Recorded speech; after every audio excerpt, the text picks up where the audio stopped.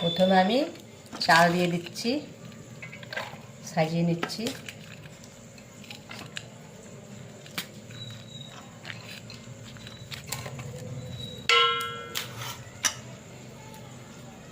এরপরে আলু দিয়ে দিচ্ছি।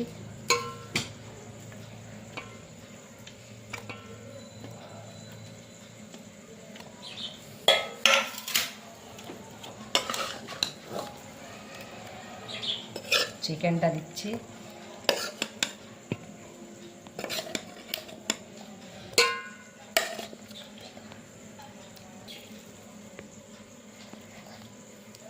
তারপর দিলাম বেরেস্তা।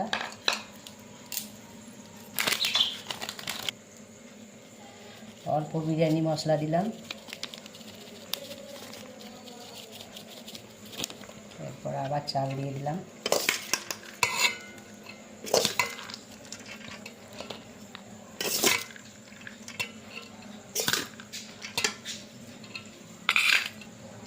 এরপর আবার মাংস দিয়ে দিলাম।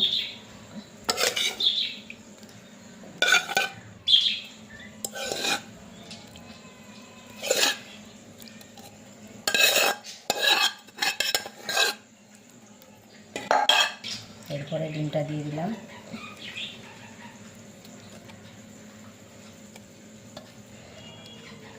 লাস্টে আবার ভাত সাজিয়ে নিলাম।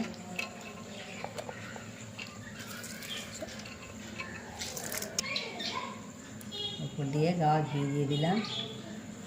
জল, কেওড়া জল, আতর, মিঠা আতর, কেশর সব একসঙ্গে আর দুধ দিয়ে সব মিক্স করে একসঙ্গে রেখেছি। এরপরে উপর থেকে আমি দিয়ে দিলাম।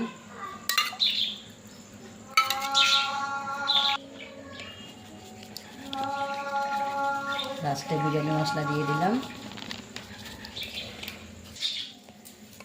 লাস্টে বেরেস্তাটা দিয়ে দিলাম।